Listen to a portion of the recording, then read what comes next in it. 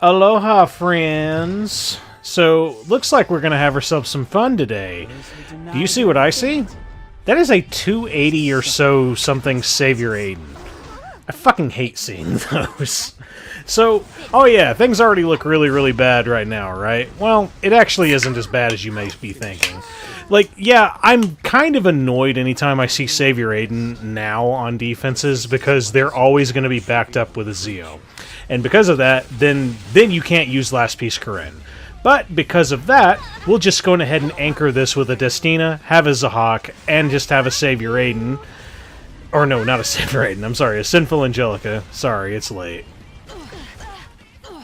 But because of that, now we're able to use Destina's turn, bring back Sinful Angelica, then we'll use Sinful Angelica, she'll boost up the whole team, give them speed buff and attack buff, and the most important part, immortality.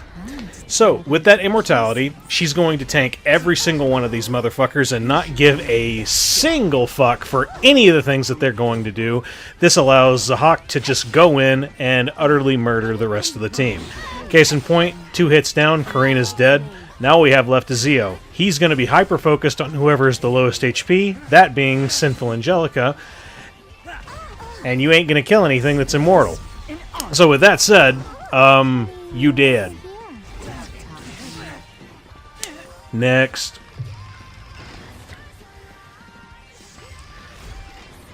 Now, this is a Peira, Senya, and a Lilias. And once again, I see this yet again.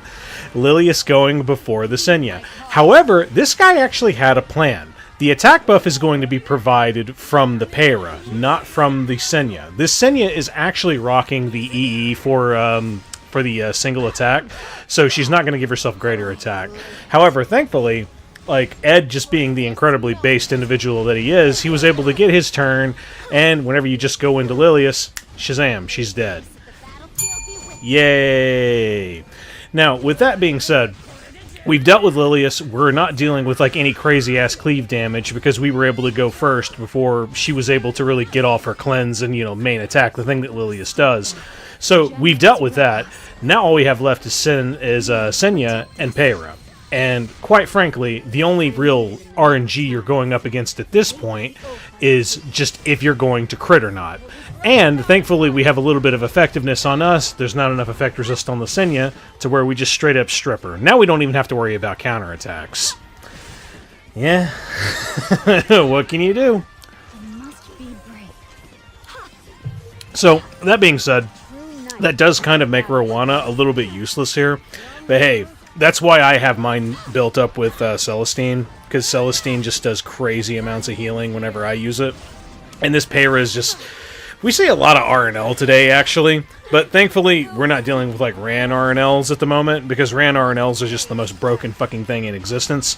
But like, hey, all we have left is we just have Senya over there on the top. As soon as we just deal a little bit more damage to her, she'll be done. Like I said, we've pretty much won the fight as soon as the Lilias went down, because it was pretty clear that this guy was going for like a kind of cleave setup. And hey, I don't blame him. It was a pretty good idea because he was going to get his attack buff from the Peira. The Peira would always go first and all that kind of jazz.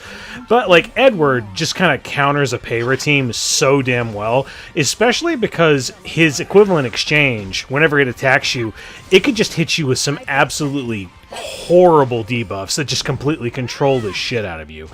Which is like one of the biggest reasons why like I use a lot of Ed going into like crazy blue shit.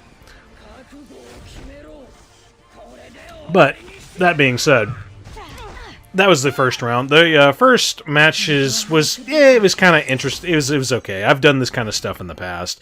Now for the second round, I actually do something kind of fucking crazy. Yes, that is Jecht you see. Yes, Jecht is also not running very good gear. He is also not very good.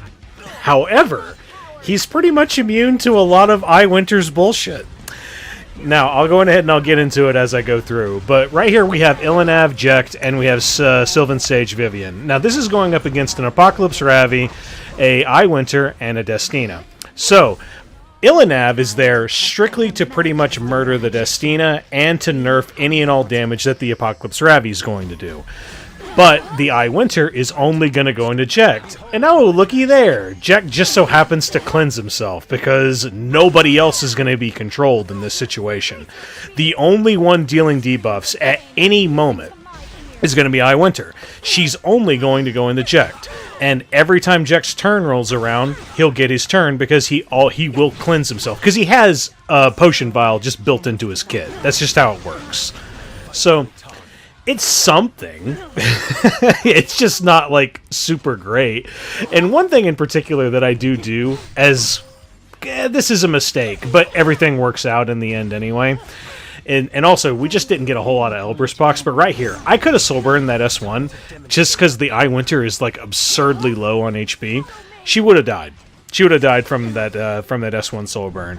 So I take an unnecessary risk because she already RNL'd once. So I've lost count of, like, the amount of turns that she had left, and I wasn't expecting to see that S3 again. However, it still isn't enough to kill Jecht yet, thankfully. Now, if I actually had decent gear on Jecht, this probably would have turned out a little bit better. But hey, I just wanted to try a little trade. I wanted to see if this little strategy would work. Now, this strat works. The very next strat you're about to see does not work. And, I'll go in and I'll spoil it now. We're going to try and use Requiem or Roana. It goes very, very fucking bad. So, I initially saw this. Ahmed, Mercedes, and a Kise, and I knew, okay, so the Ahmed has to be first. And then slowly behind it's going to probably be Kise. So, I have to decide who's going to be the front line for Roana. And in this particular instance, I chose Sinful Angelica because I needed the attack buff. I'm going for a cleave right now. And I'm hoping that this does enough damage on the first hit that I'll be able to kill these squishy units. However, we fucking don't even kill one of them. So this is where I'm under the absolute, like, epiphany that Requiem Roana should not be built defensive, should not be built tanky, should not be built like effect resist, shouldn't even be built effectiveness. Just build this bitch with, like, a triple torrent set with as much attack as humanly possible. And then, like, with Portrait of Saviors or something like that. And also, straight up, if I didn't get countered by that Mercedes, I had a very real chance of still being able to win. Yay! Another instance of coin flip loss right there. But, okay, so right here, here's another high-risk situation. For starters, I don't know what this Rand's artifact is. It very well could have been RNL, and it just doesn't happen. And because it doesn't happen, cool. Now it's my turn. This match is free. Why is it free? Sinful Angelica goes in. This is making it so that I can kill the Mercedes in one hit. Zahhak's turns up. I'm going to kill the Mercedes now. S3 is going to hit because we have extra accuracy whenever we go into it. That kills her. Now, this procs Rimuru. He's going to go into Zahhak. He's only going to take the first two buffs. That's attack and speed. Now, for whatever reason, the Rimuru did not go next. I guess I just had enough speed on my Krau that he was next, but hey, whatever. Still doesn't affect me. So then this goes into Krau. This isn't going to kill. Even if it did, I have Holy Sack, so I don't care. And now I can just go into whoever I please. So I was going to use a horse, but I didn't get the opportunity to use the horse. So I just killed with Zahhak. Shazam. Happy days. Now, on to this next fight. This was where I was attempting to try something different. Now, this is a Conqueror Lilias Senya shoe. The way in which you can fight this is you can just go, like, Dark Corvus and 2 healers. Doesn't fucking matter. You could go, Shadow Knight Pilis and Roana and whoever else you want. I usually do Arunca, and it works. But here I wanted to try and see if I could survive this team and go in with Death Dealer Ray. Now, things actually turn out somewhat decent. However, probably the worst fucking factor in the entirety of these fights is I think 15% hits me not only once, but I think it hits me twice. Because, let's see here, I can't even remember if I've already used the S3. I think I did. Yeah, I used the S3 on Sharun already. It wasn't really super special. But then I had Sharun's turn here. So this goes in. I was like, okay, so this is going to strip all the bullshit. And it's also hopefully going to put something to sleep. It doesn't. So we're still dealing with a counterattack on Senya up there. So I still can't go into her yet. And good old Choux does the wonderful thing that she does, attack into follow-up attack. Yay! So, I'm doing whatever it is that I can possibly do to see if I can survive. Because, honestly, Sharun, like, Shara is good for, like, baiting blues, but she's not, like, the best when it comes to healing. It can work, yes, but it's not, like, the best. And also, right here, we get fucked by our 15% yet again. Like, that is not a effect resist Senya. It's just not. And I'm just straight up getting screwed by 15%. So, then I go for a soul burn right here, so hopefully getting, like, decent healing back. So then I go for an injury on Choux, and counterattacks. S1, S2, and now we have to go through 2 other turns. There's that, and here's this. We did. Now, if I wanted to, I could possibly keep going with it. I just chose not to because I saw, like, oh, Death Dealer Ray's dead, so this is probably going to, like, not work. Now, if I were to keep going, I could actually win. It's just the chances of losing are still pretty fucking high because the injuries weren't really set in stone yet. The Shara healing wasn't super consistent, and Sharun was just straight up not stripping. So, yeah, that was probably one of those you're just cursed to lose kind of fights. That's kind of how it felt. But yeah, like, I at least know my kind of limit here is if I'm going into, like, some absurdly tanky shit, yeah, I can use a Death Dealer Ray setup. But if I'm going into, say, like, the Senya Choux, just do what I normally do, which is, like, I just do some Shadow Knight Pillis or some Dark Corvus shit. It really kind of showcases, like, how fucking horrible that team really is. Like, yeah, you could also do Lone Crescent Bologna things to it as well, but I'm just not very confident in my Lone Crescent Bologna.